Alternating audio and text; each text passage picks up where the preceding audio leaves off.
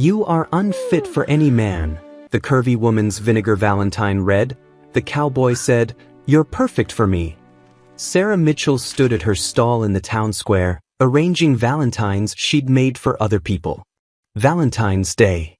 The social would begin at sunset. "Sarah, I need 3 cards by tonight." Emma Harrison appeared at her stall. "Beautiful." 22. Never smiled at Sarah, only past her. Sarah set down her brush. "Of course, Miss Harrison. What would you like them to say?" Emma dropped coins on the table like feeding chickens. "Your eyes are like stars in the midnight sky." "Make it flowery. Romantic." Sarah picked up her pen while Emma examined the half-finished valentines drying on the shelf. "You make so many of these," Emma said, that tone, sweet on the surface, poison underneath. "Did you ever receive a valentine? When you were young?" Sarah's hand stilled for a moment. "No, Miss Harrison." "Not even one?" Catherine Wells appeared behind Emma, Margaret giggling beside her.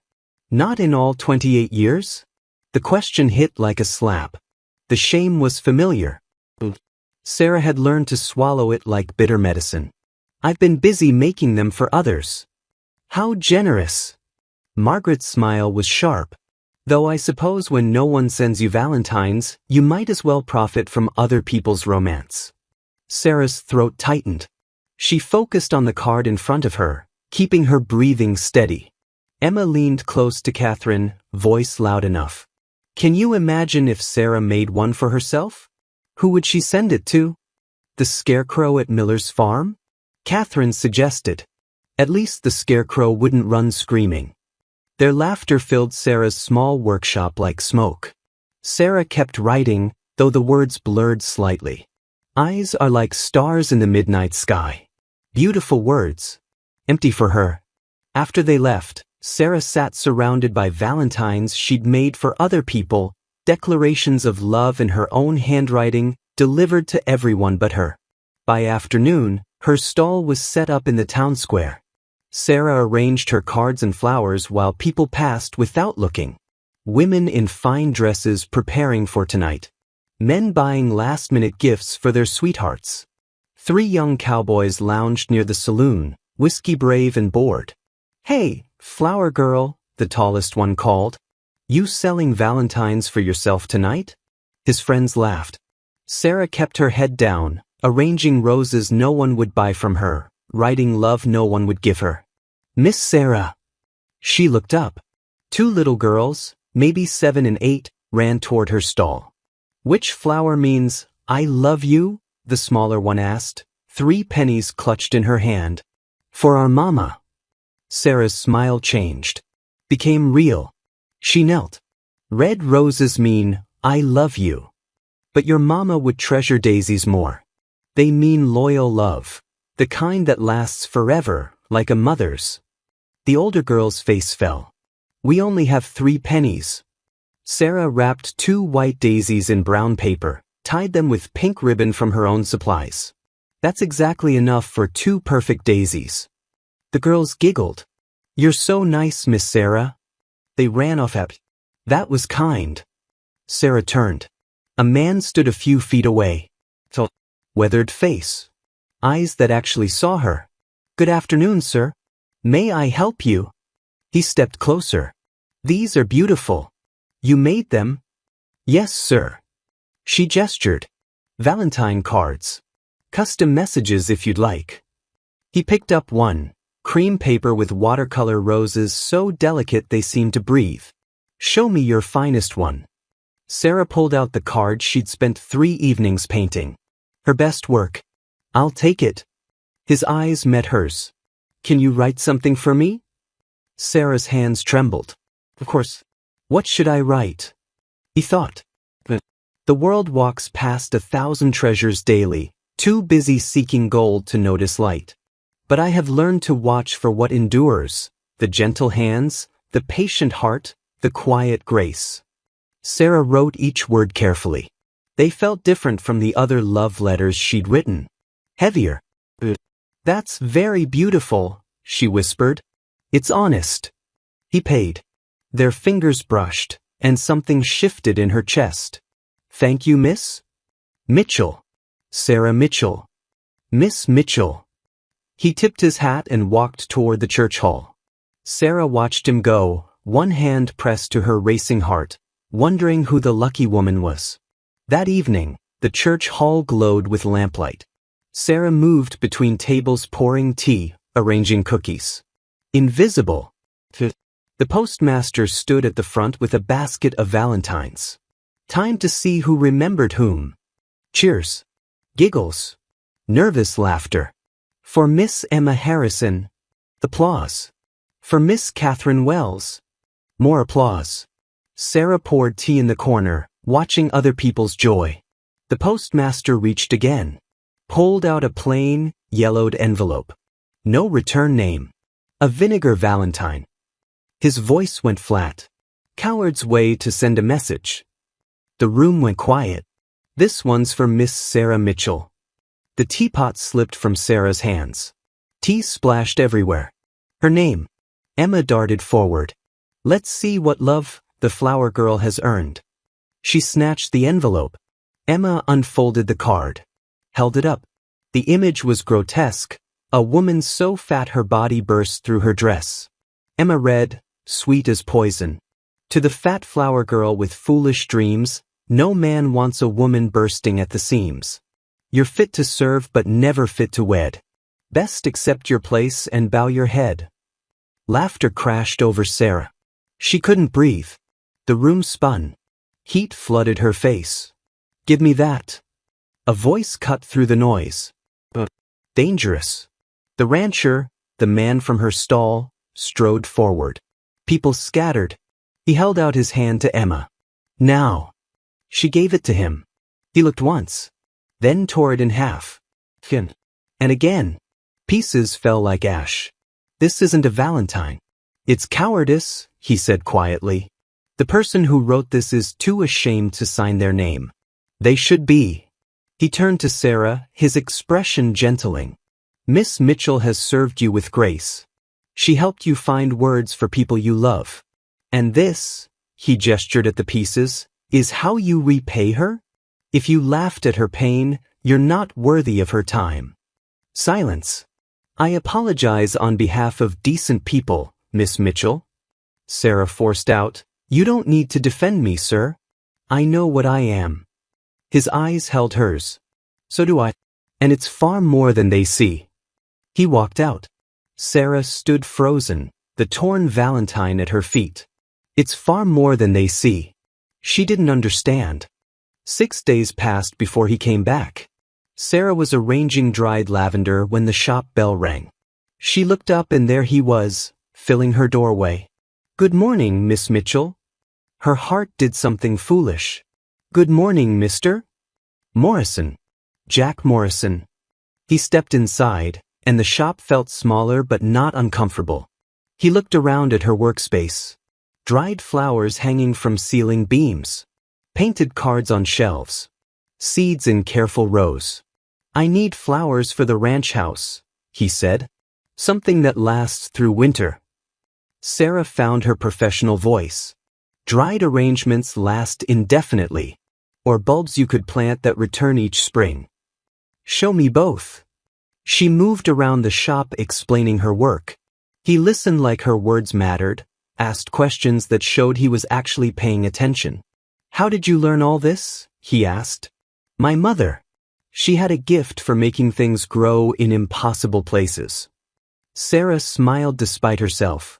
She said if you could grow beauty in hard soil, you could survive anything. She sounds wise. She was. Something passed between them in that small word. "I'll take the lavender," Jack said. "And 2 dozen tulip bulbs."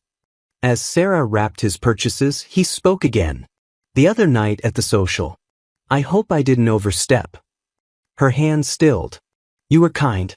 I'm not used to kindness from strangers. I'm not a stranger anymore." His voice was quiet. "I know your name. You know mine." She looked up, found him almost smiling. Against every bit of sense she had, her lips curved. "I suppose that's true, Mr. Morrison." Jack. Jack. The name felt strange in her mouth. Intimate. He paid. Took his parcels. Paused at the door. I'll need more bulbs next week. Spring planting season. But they both knew ranch hands did the planting. He came back Tuesday with an excuse about needing seeds. Then Friday asking about rose cultivation. Then Wednesday wondering about a failing herb garden. Each time they talked longer. Each time Sarah found herself watching the clock between his visits, hoping. On his 5th visit, she was reaching for a high shelf when he appeared beside her. Let me. He lifted down the seed packets. Their hands brushed and Sarah felt electricity run straight to her heart. You do everything here yourself? He looked around, seeing the heavy sacks, the high shelves, the endless work. There's no one else. That's a lot for one person. I manage. I know you do. His voice went soft. I'm just saying you shouldn't have to. Sarah didn't know what to do with the way he was looking at her, like she mattered. Tell me about the ranch, she said, needing to shift focus before she started hoping too much. Lonely sometimes. He leaned against her counter, settling in. The house is quiet. Has been for 3 years now, since my wife died. I'm sorry.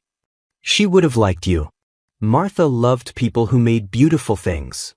He focused on Sarah. You remind me of her. The way you knelt down for those little girls. Made them feel important. They deserve to make their mother happy. And you deserve to receive a real Valentine instead of that vicious thing. His voice hardened. I've been asking around town. Trying to find out who sent it. Please don't. Sarah's voice came out sharp. It doesn't matter. It matters to me. Why? The question burst out. Why do you care what happens to someone like me? Jack straightened. Someone like you? Sarah, do you have any idea what I see when I look at you? She couldn't breathe. I see a woman who creates beauty with her hands. Who gives kindness to children. Who bears cruelty with grace. He stepped closer. I see someone worth knowing. Worth defending. Worth. The shop bell rang. A customer entered and the moment shattered. Jack tipped his hat. I should go. Thank you for the seeds, Miss Mitchell. Sarah. Her voice was barely a whisper. You can call me Sarah. His smile was like sunrise. Sarah. He left. Sarah stood there with her heart pounding, barely hearing the customer's question. Her mind was still on Jack's words. Someone worth knowing. Then came the day he didn't show up. Sarah told herself it didn't matter. That he was just a customer. But her hands shook when she locked the shop that evening. The next morning she couldn't get out of bed. Everything hurt. Head, throat, chest. She drifted in feverish half-sleep until she heard knocking. Sarah? Sarah, are you in there? Jack's voice. The door opened. I'm coming in. He appeared beside her bed, concern written across his face. Touched her forehead. You're burning up. When did this start? Yesterday. Her voice was barely there. It's just a cold. It's not just a cold. He looked around her small house. Have you eaten? She couldn't remember. Jack disappeared into her kitchen. She heard him building a fire, searching through supplies. Smoke started filling the room. He appeared in the doorway, waving smoke away, looking sheepish. I may have failed at making soup. A laugh escaped her, weak but real. I'll learn, he said, voice soft and meaningful. When someone comes into my life I need to look after, I'll learn. Sarah's heart did something dangerous. Jack sat beside her bed. Tell me about your mother. So Sarah told him. About her mother's garden. About learning to paint flowers. About the roses she planted that bloomed every spring. Jack listened like every word mattered. He stayed until evening. Made her tea. Fixed her fire. Told her about his horses, about morning light on the creek. He talked until Sarah smiled. Until she fell asleep feeling less alone than she had in years. When she woke, he was gone. A pot of soup sat on her stove with a note. Asked Mrs. Chen for help. Eat this. Sarah ate the soup. It was delicious. Then she realized, the whole town would know by now, that Jack Morrison had spent hours at her house. The gossip would be brutal. The days crawled by, no Jack. Few customers. Just silence and the weight of her own choice. Sarah told herself this was better, safer, smarter. But every time the shop bell rang, her heart jumped, hoping. It was never him. 1 week later, her uncle walked in. Robert Hayes. Married to Sarah's Aunt Margaret. Respectable merchant. The kind of man who smiled with too many teeth. Sarah. He looked around her shop with calculating eyes. Business seems slow. Good afternoon, Uncle Robert. I've been hearing talk in town. About you and that rancher Morrison. Sarah's hands stilled on the flowers she was arranging. There's nothing to talk about. Isn't there? He stepped closer. The whole town saw him defend you at the Valentine social. He's been visiting your shop almost daily. He spent hours at your house when you were ill. He was being kind. Kind. Robert's smile didn't reach his eyes. Sarah, you're 28 years old. Unmarried. A woman in your situation can't afford to be careless with her reputation. My reputation is fine. Is it? He picked up one of her valentines, examined it like he was pricing livestock. The town council met yesterday. There were complaints. Sarah's stomach dropped. What kind of complaints? About improper conduct. A woman entertaining male visitors without proper supervision. His voice was sympathetic, but his eyes weren't. They're considering revoking your business license. The room tilted. They can't do that. They can. They will. Unless someone speaks for you. Someone respectable with influence. Sarah saw the trap closing. And you'll speak for me? I want to help you, Sarah. Your family. He set down the valentine. Come work for me. Manage my household. It would solve everything. Save your reputation. Give you security. You're married. Exactly. Perfectly respectable. His eyes traveled over her body in a way that made her skin crawl. You'd be my housekeeper. No one could question it. I need to think about it. Robert's voice hardened just slightly. The council votes Friday. 3 days from now. Either you accept my protection or you lose everything. After he left, Sarah sat among her unsold flowers, understanding she was trapped. No business license meant no income. No income meant she'd lose her small house. Robert had made sure she had only one choice. And that choice made her feel sick. That night someone knocked on her door. Sarah opened it expecting her aunt. Instead, Jack Morrison stood in the rain.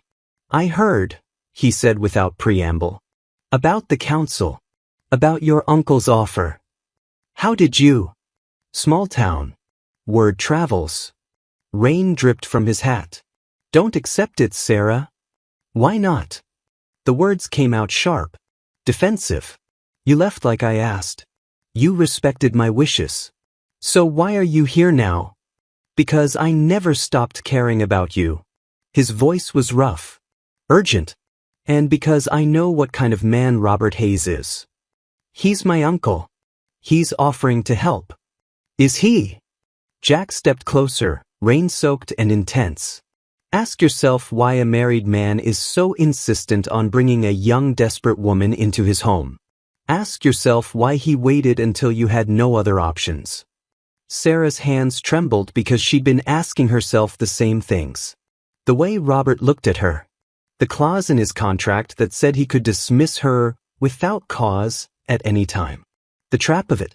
What am I supposed to do? She whispered. I'm losing everything. The shop is dying. The town has decided who I am. Your kindness ruined me, and now you're telling me to refuse the only help being offered. It's not help. It's a different kind of trap. Then what do you suggest? Her voice rose. I can't survive on hope and your kind words, Jack. I need a roof over my head. Food to eat. A way to live. Jack was quiet for a moment. Rain drummed on her roof. Then, let me court you. Properly. Publicly. Sarah laughed, but there was no humor in it. Court me? After what the town already believes? That would only make things worse. Or it would make things right. He stepped closer. They're going to talk either way. Let them talk about something real.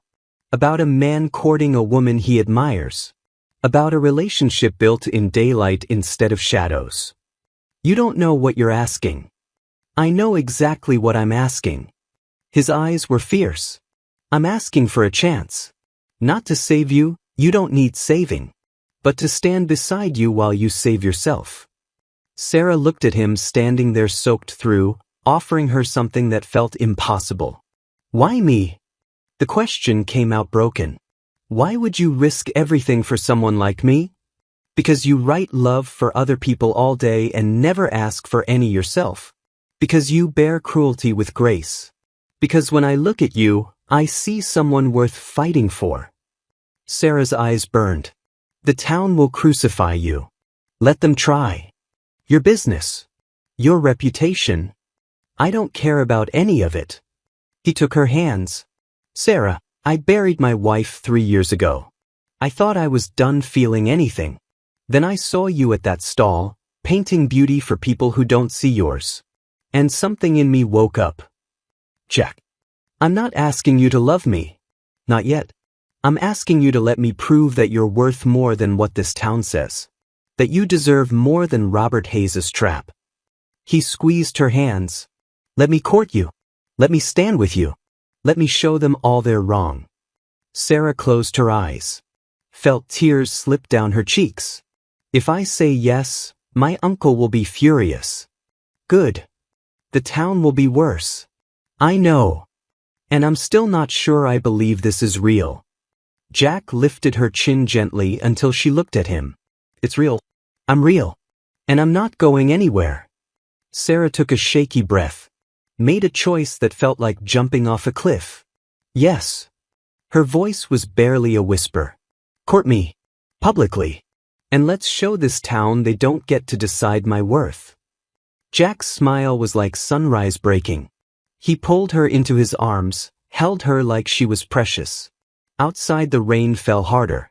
But inside Sarah's small house, something new was beginning. Something that looked like hope. Like defiance. The next morning Jack walked Sarah to church. The whole town saw them. Emma Harrison's jaw dropped. Catherine Wells whispered urgently to Margaret Price. The banker's wife clutched her husband's arm, scandalized.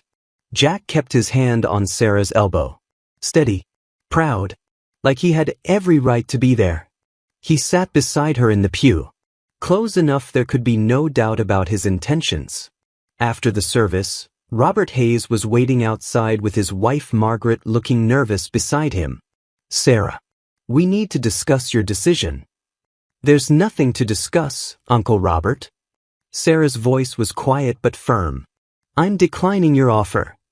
Robert's face darkened. You're making a terrible mistake. No. I'm making a choice.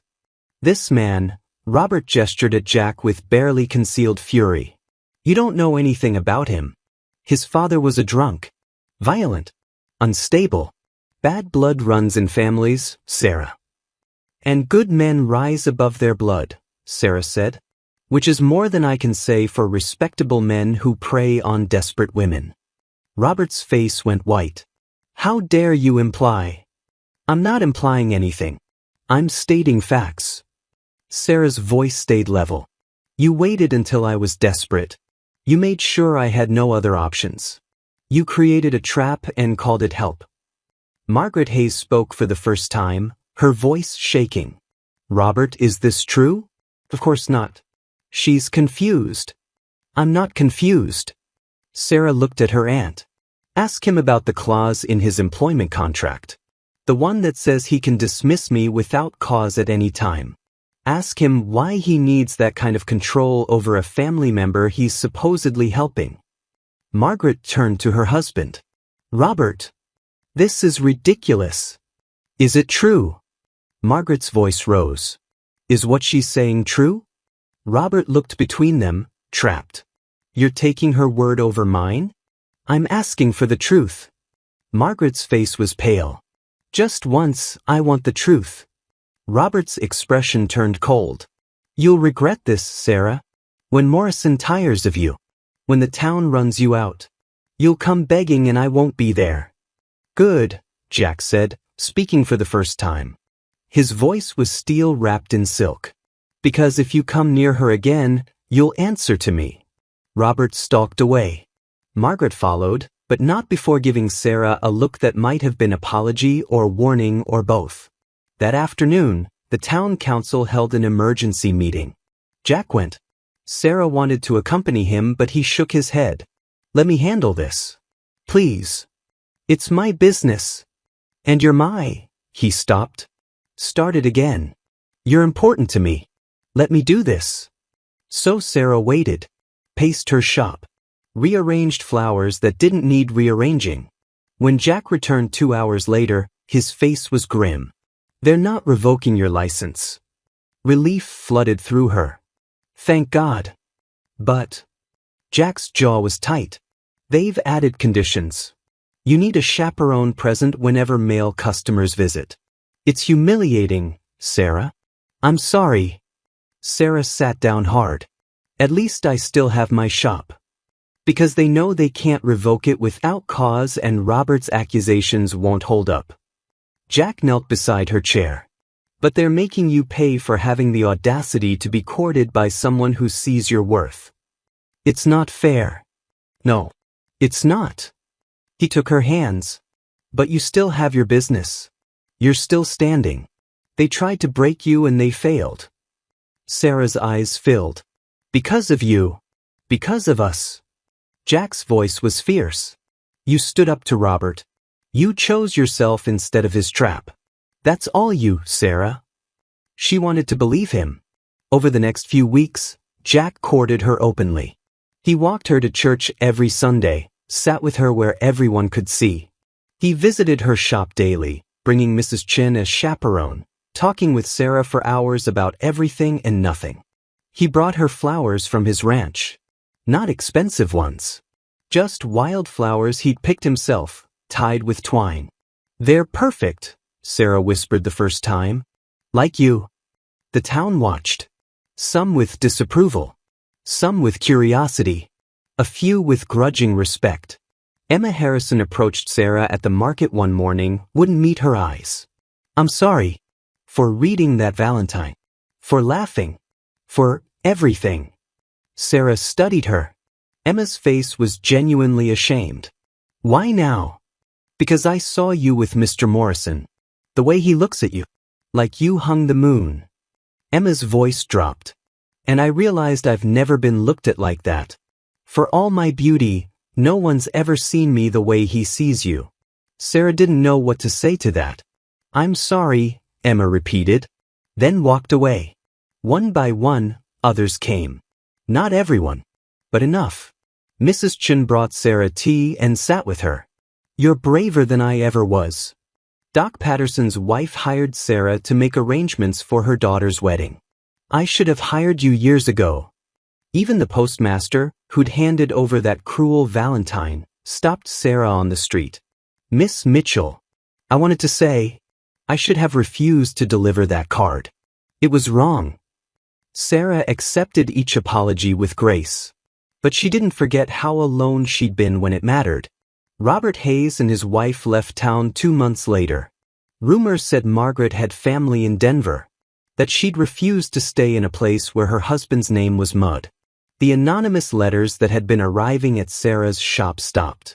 One evening, Jack walked Sarah home under stars that glittered like diamonds scattered across black velvet. The town is softening, he observed. Some of them. Does it matter to you? If they approve. Sarah thought about it. Not as much as it used to. I used to think I needed their acceptance to survive. But I don't. I have my shop. I have you. That's enough. Jack stopped walking. Turned to face her. You have me, he said quietly. For as long as you want me. Sarah's heart did something dangerous. Something hopeful. How long is that? How does forever sound? She couldn't breathe. Couldn't speak. Jack smiled. Too soon? Maybe. Her voice came out shaky. Ask me again later. I will. He raised her hand to his lips. I'll keep asking until you believe I mean it. Sarah felt warmth spread through her chest. For the first time in her life, she believed in tomorrow.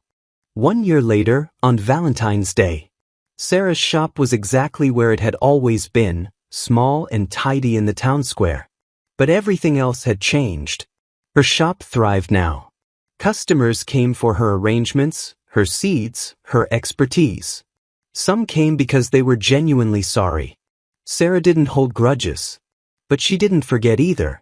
She was tying a ribbon around red roses when the bell rang. Timothy, the courthouse clerk, blushed as he approached. For your sweetheart? Sarah asked. Yes, ma'am. Margaret Price said yes last week. We're getting married in June. Sarah smiled.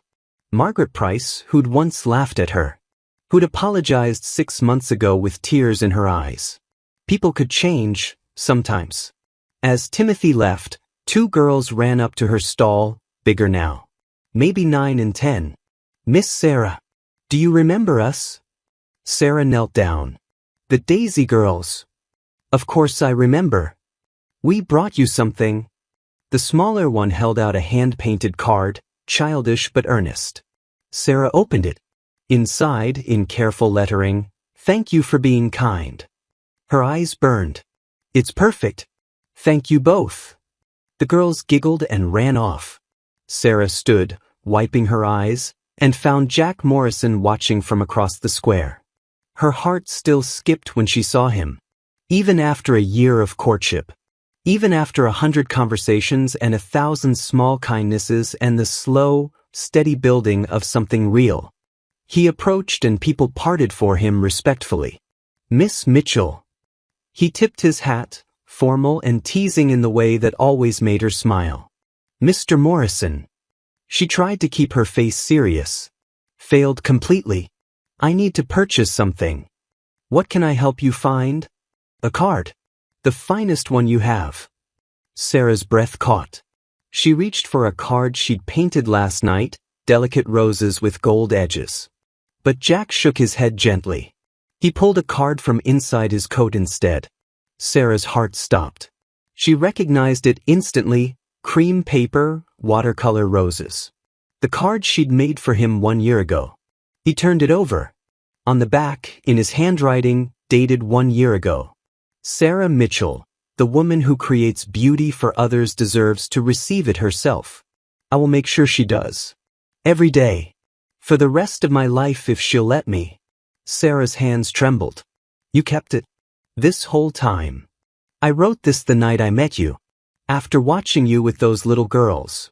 His voice dropped. I knew then. Knew what? That you were the one I'd been waiting for.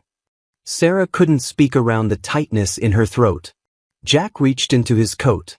Pulled out a stack of Valentines. 10, 20, 30 of them. I've been making these, he said, almost shy. All year. One for every week we've been courting. Sarah's eyes filled as she looked at them. They made clumsy. Beautiful. Your smile is the first thing I think of each morning. You make the world better just by being in it. I love how you see beauty in broken things. You are my favorite person. On and on. Weeks and months of love written down. You made me Valentines, Sarah whispered. All year long. You spent years making them for everyone else. Never receiving any. Jack's voice was rough with emotion. I wanted to change that. Sarah was crying now, happy tears that she couldn't stop. Jack set the Valentines aside. Knelt right there in the town square, in front of everyone. Sarah Mitchell. You're unfit for any man because you deserve better than what the world offers. He pulled out a simple gold band.